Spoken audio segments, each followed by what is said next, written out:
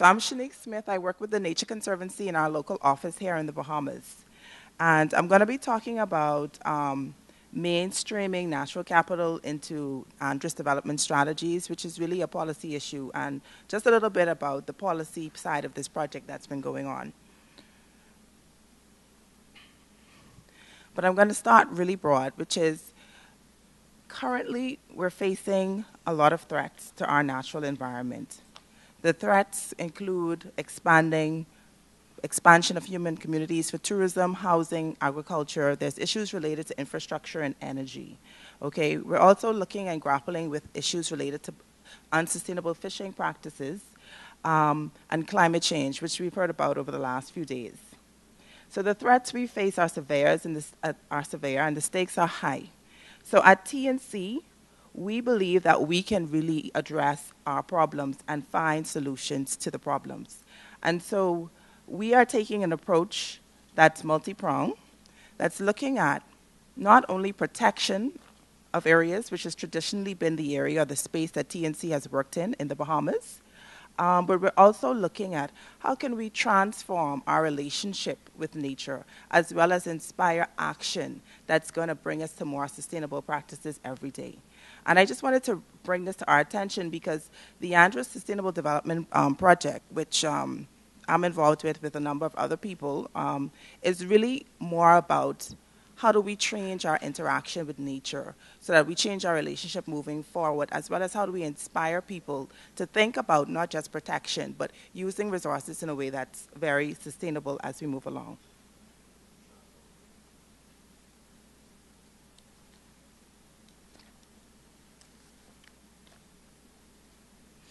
So as was mentioned earlier, for persons who were here, the Andros Sustainable Development Project is actually being administered by the Office of the Prime Minister. The bigger goal of the project is really to come up with a master plan for Andros, but the particular segment of the project that we're working on is really looking at how do we work within a stakeholder engagement process to map and value a suite of benefits of ecosystems in and around Andros to provide benefits now and in the future. So this is the bigger goal. Beyond this goal, there's also an outreach component, a capacity building component, and as I mentioned, there's also going to be this master plan that's developed at the end of the day. For the project, this is a schematic of just the general kind of approach that we're using for the project. There's a lot of scoping that's been done at the beginning of the project, and that continues. And this scoping has involved looking at what is the geographic extent of the project, what are the issues that people are concerned about on the island of Andros, how does this impact policy, how does policy support current issues, how would policy support future development in Andros.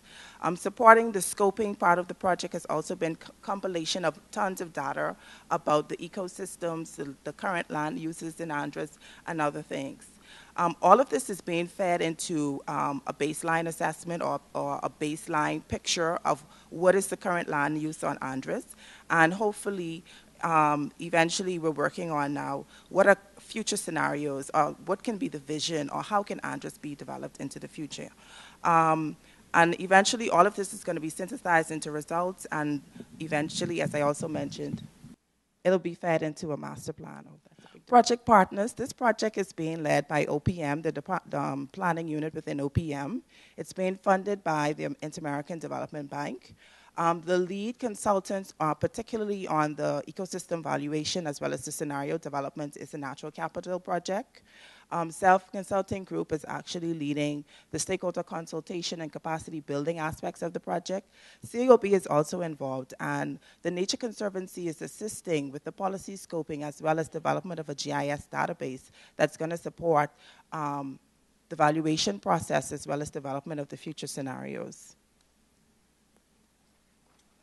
This project is actually using the Invest software. This software is a suite of free open source software models that's used to map and value the goods and services from nature that sustain and fulfill human life.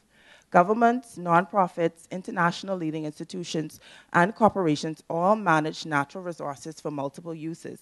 and inevitably must evaluate trade-offs among them.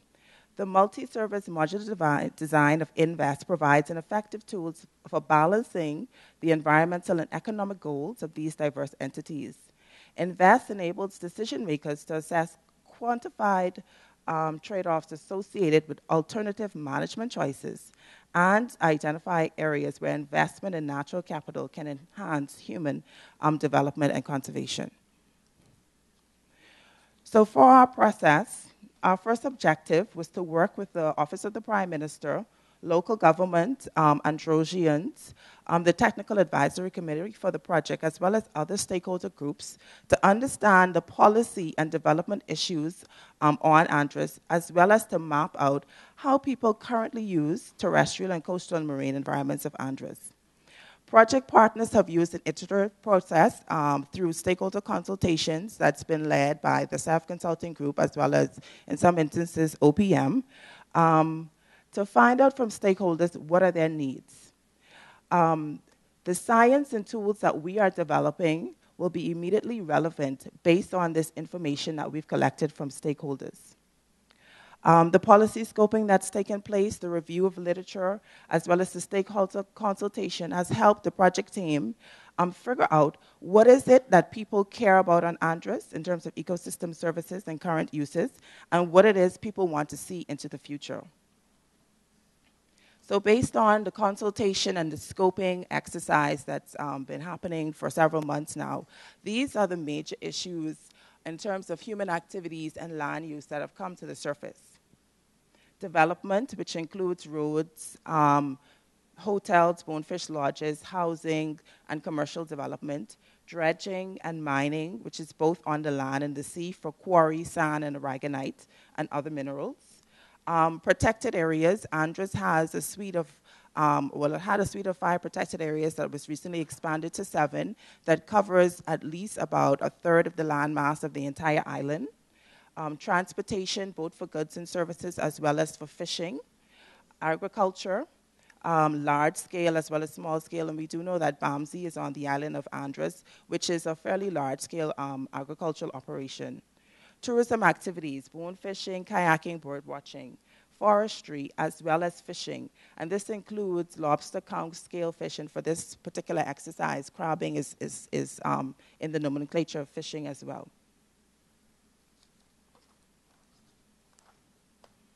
Also emerging from stakeholder consultations and the scoping process for the project has been these broad themes that actually I've heard resonated here today in Brett's presentation from OPM as well as the Exuma presentation. These are some of the issues that people on Andros are grappling with and things that they would like to see improved or made better for the people of Andros in the future. Food and water security. Because of its large size and freshwater resources, Andros Island has the potential to supply agricultural products for the islands of Andros as well as other islands in the Bahamas. With this vision in mind, the Prime Minister has actually heavily invested in the BAMSI, Bahamas Agricultural and Marine Sciences Institute. In addition to major agricultural investments in Andros, Androsians throughout the island have engaged in smaller scale operations to supplement their income and nutrition as they face the high cost of living. But there are worries that both BAMSI and other agricultural production could have a negative impact on the island's freshwater resources and other environmental services. Fresh water for drinking is plentiful in North Andros, but in other places in Andros, there are issues with lack of water as well as accessibility to fresh water. There's connectivity and accessibility, and this is really how do people move around the island of Andros between north, south, and central? How do they have connectivity between New Providence as the central point in the Bahamas?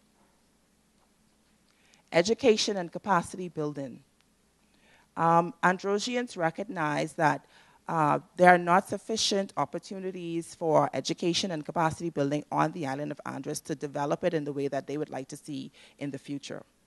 There are also concerns about climate and coastal resilience.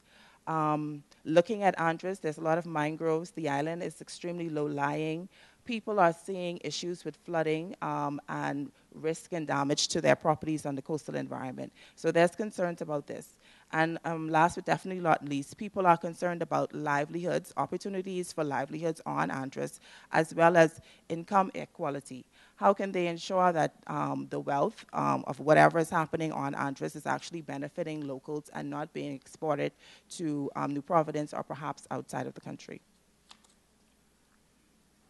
So I mentioned all of those issues in terms of land use as well as the broad themes that are coming up on Andros, because at the end of the day, in terms of the policy side of things, one of the questions that TNC as well as other partners on this project was trying to investigate is, what are the policy issues that are surrounding the land use activities that are important to Androsians, as well as these broad themes that they brought up in the consultation exercises, and how will these policies affect or change, or how do they need to be adjusted to suit the vision of Andros in the future, and how people want to develop Andros.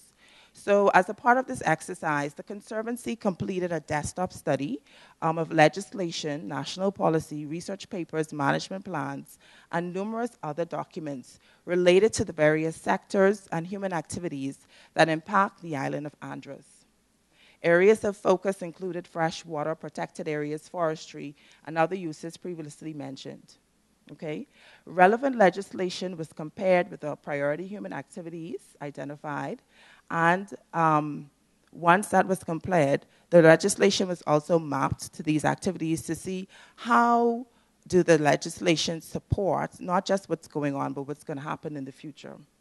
Through the policy scoping effort, over 100 documents was compiled and have been reviewed and are now feeding into the development scenarios for Andros. And this was covered earlier in the OPM presentation, but the NatCap group has developed several scenarios for Andros. There's the current scenario of what is actually happening now at the moment, and alternative scenarios for the future. But the key thing is these scenarios are really multi-layered. It's not just about the footprint of a certain particular type of activity, but how are these activities governed? What is the legislation? What is the policy? What is the decision-making process that's going to govern and guide the local rollout of any particular activity, both now and in the future? This is what the policy scoping exercise sought to bring to the forefront. And it really also impacted the ecosystem services. So numerous ecosystem services were identified on Andros, but based on our policy decisions, the ecosystem services of Andros can be maintained or it can change in the future. So looking at how will policy impact our ecosystem services over time. And the way this was really incorporated through the INVEST process that NatCap is leading is looking at these various ecosystem services models and through the different scenarios, trying to gauge what would be the change over time that could be supported by policy or not, as the case may be. And I'm just going to run through a little kind of low-tech animation just to give you an example of some of the modeling that's been done. This picture here on the screen is actually showing the current kind of footprint of nursery habitat on Andros for spiny lobster. This is seagrass and mangroves in the yellow and green. And based on the modeling process that NatCap has done, they are estimating that this is pretty much the current footprint of, in terms of millions of pounds per year, that could be attributed to the nursery habitats of Andros. So it's you know, all of the deeper areas are higher in terms of their productivity based on the nursery habitat. However, if we were to alter the footprint of our ecosystems by some version of a future scenario, the one on the screen is the intensive development scenario, how would this impact the habitat? And by extension, how would this impact the ecosystem services that the people on Andros are actually generating from this? So this is showing in a high-intensive scenario, the risk to nursery habitat in Andros is actually fairly strong. particularly in seagrass bed. This would be with kind of like full-on development of ports, tourism development, dredging, housing, whatever the case may be. And we see that this picture, in terms of the productivity and the ecosystem services, is changing. And it changes quite significantly from what it was before. So this is the previous picture under the current scenario. This is what's being predicted under the intensive development scenario that NatCap has generated thus far. I'm just going to skip over this slide. It's just reiterating that there's basically a loss in ecosystem services in terms of pounds of lobster, as well as the monetary income that Androsians and the Bahamas at large would actually reap from ecosystem services under the intensive development scenario. So what has been revealed at the end of the day through the policy scoping exercise from this process? A lot of it, again, has already been, I guess, said in different ways in previous presentations, but I'll repeat. The policies that support human activities as well as development for Andros and the Bahamas in generally are fairly broad and dated. They really do not suit a modern Bahamas and the way we want to develop in the future, and in fact, how we are actually functioning and developing at the moment. There's a real lack of specificity in the policies that is potentially doing more damage than good. So, for example, any type of dredging you want to do, whether it's sand, whether you're dredging for a quarry, whether you're dredging for aragonite, if you're doing maintenance dredging, you're dredging for new footprint, all of this is governed by the same legislation that's very broad, very general, nothing specific about any type of activity or sub-activity within a group. This type of, I think, kind of policy structure allows for a lot of missing loops at the end of the day. Application of policy is discretion-based and is not well documented. So we have these broad policies that are generally legislation and perhaps maybe regulations that speak to other levels of guidance or regulations that have not been matriculated or produced. And so for people who are in the planning units or in different government agencies or maybe local government or wherever they may sit, who have to make policy decisions on an everyday basis, they're using their experience and judgment to guide the process. There's a lot that's being done that's not really explicitly in the legislation. It's more up into interpretation and people's best practices. But this is not well documented. It's not easily accessible for someone who wants to find out what would be the policy beyond just the broad legislation.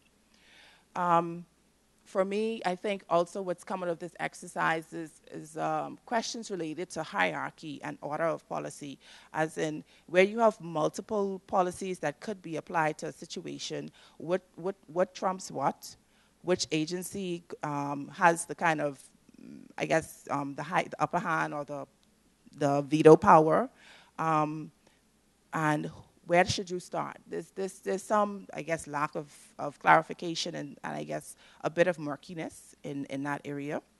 But I don't want to kind of bring all doom and gloom to the policy process.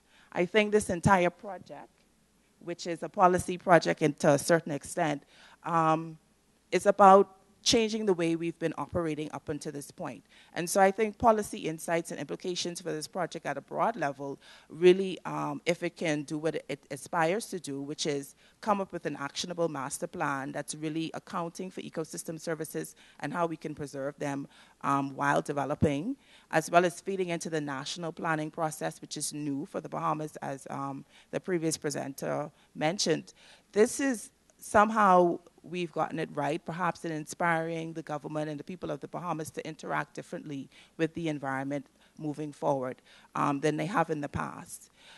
So this entire project or approach that's now being taken, the combination of the Andros Master Plan, the National Development Plan, and others, is perhaps a new era of policy and the way we approach development in the Bahamas. And if that's the case, I think that's a great thing. So it's yet to be seen. We don't know what's going to happen after the end of the project and beyond this, but the government is saying, and others are saying, that they are committed to actually taking and actually using the policy recommendations as well as the more kind of ecological and development recommendations out of this process and sticking to it, which has not been generally the approach in the past. So that's it. Thank you very much.